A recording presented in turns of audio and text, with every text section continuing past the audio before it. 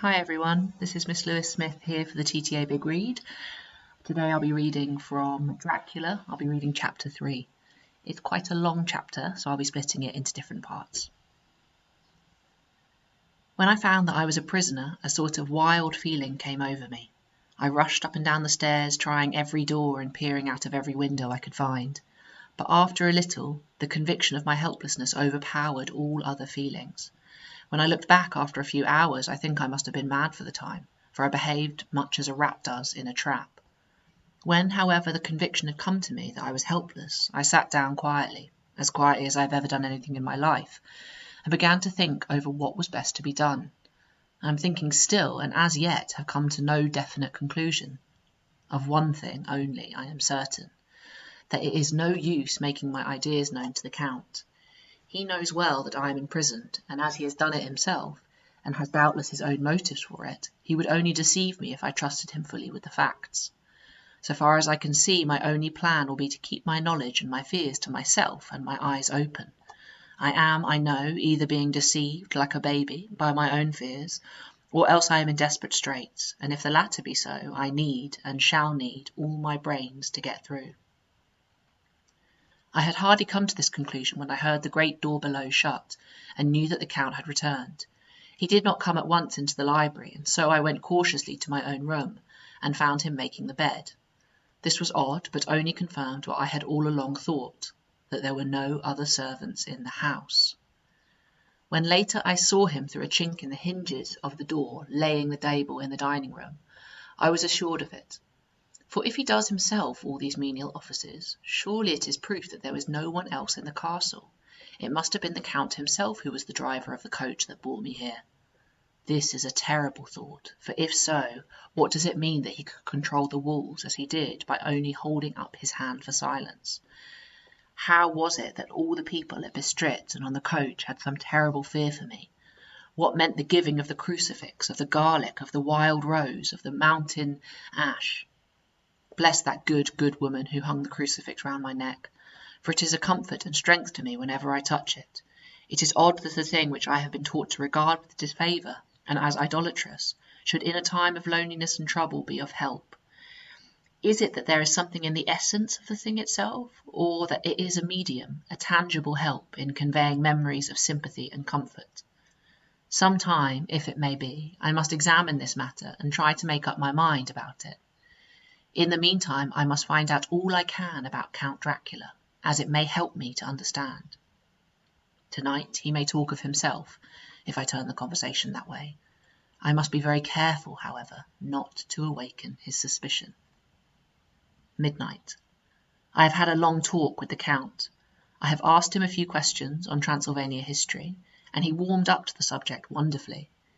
In his speaking of things and people, and especially of battles, he spoke as if he had been present at all of them. This he afterwards explained by saying that to a Boyar the pride of his house and name is his own pride, and that their glory is his glory, that their fate is his fate. Whenever he spoke of his house, he always said we, and spoke almost in the plural, like a king speaking. I wish I could put down all he said exactly as he said it, for to me it was most fascinating. It seemed to have in it a whole history of the country. He grew excited as he spoke, and walked about the room, pulling his great white moustache, and grasping anything on which he laid his hands, as though he would crush it by main strength. One thing he said, which I shall put down as nearly as I can, for it tells in its way the story of his race. We, Sekeles, have a right to be proud, for in our veins flows the blood of many brave races who fought as the lion fights for lordship. Here, in the whirlpool of European races, the Ugrit tribe bore down from Iceland the fighting spirit which tore and would gain them, which their berserkers displayed to such fell intent on the seaboards of Europe, and of Asia and Africa too, till the peoples thought that the werewolves themselves had come. Here too, when they came, they found the Huns, whose warlike fury had swept the earth in a living flame, till the dying peoples held that in their veins ran the blood of those old witches, who, expelled from Scythia, had mated with the devils in the desert. Fools, fools! What devil or what witch was ever so great as Attila, whose blood is in these veins?" He held up his arms. "Is it wonder that we were a conquering race, and that we were proud, that when the Magyar, the Lombard, the Avar, the Bulgar, or the Turk poured his thousands on our frontiers, we drove them back? Is it strange that when Arpad and his legions swept through the Hungarian fatherland, he found us here when he reached the frontier, that the Honfoglagas was completed there, when the Hungarian flood swept eastwards, the Szekelys were claimed by as kindred by the victorious Magyars, and to us for centuries was trusted the guarding of the frontier of the Turkeyland? Aye, and more than that, endless duty of the frontier guard, for as the Turks say, water sleeps and the enemy is sleepless. Who more gladly than we throughout the four nations received the bloody sword, or at its warlike call flocked quicker to the standard of the king? When was redeemed that great shame of my nation, the shame of Cassava, when the flags of the Wallach and the Magyar went down beneath the crescent?